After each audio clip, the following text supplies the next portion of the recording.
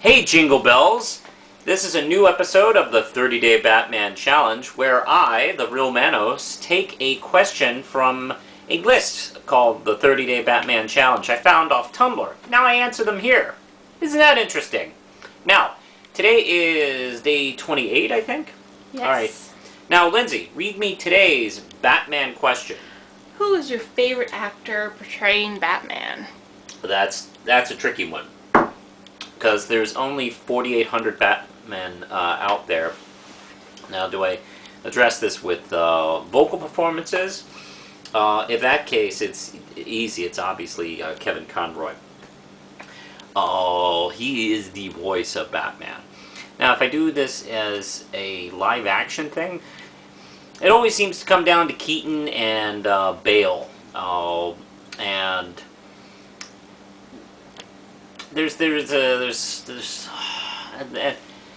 a lot of discussion over who did a great job. I think Keaton did a really fantastic job. He does really give an intense performance. The reason Burton gave him the part, well, because of two reasons. He worked with him already in Beetlejuice, and Burton is the kind of director who feels comfortable when he works with the same actors over and over again, which is why you see a lot of the same actors in his films, and he had done Beetlejuice with him, and also he felt that he had an intensity that worked really well, like his eyes was the thing that really drew him into his portrayal of Batman, and which is why, if you notice the two Batman films he did with him, there's lots of close-ups of here and there with no dialogue, with Keaton acting with his eyes. He did quite a bit of that. And then, of course, there's Bale, who I think really put his whole body into it. And that's the thing. He's been asked about, the physical performance of portraying Batman. He's often described Batman as the most intense character he's ever played, which is quite a statement considering he's played the Machinist, who Google the Machinist. He looks fucking terrible in that movie. He nearly killed himself, physically, just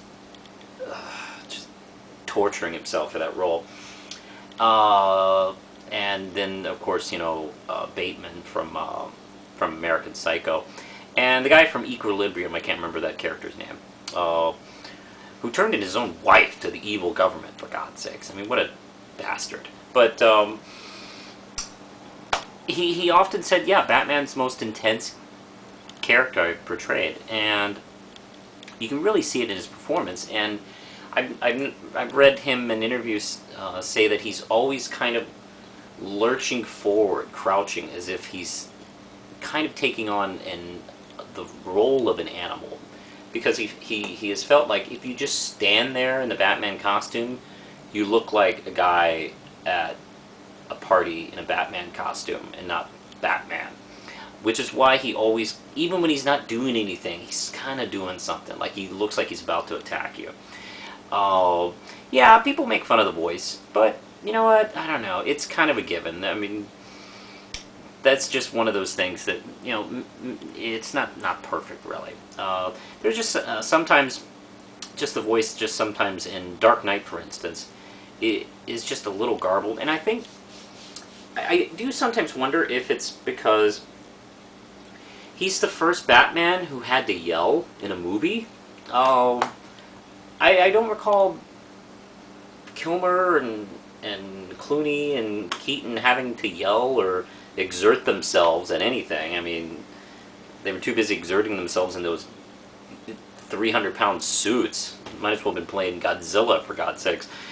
Especially Keaton, that big fucking tank he had to wear. But Batman is like running around all the time and beating everybody up and, having really intense scenes. So sometimes, it does really kind of grate on the voice. I wish he would maybe have made some different choices in some of the line deliveries, with maybe go out of character with the Batman voice. But that is really, to me, a nitpick. I know to others that's a bigger point, but I really do think, as far as live-action Batmen are concerned, there's frankly no better than Bale. Now, if you're talking about voice actors, I mean, Kevin Conroy beats everybody. He is the voice of Batman.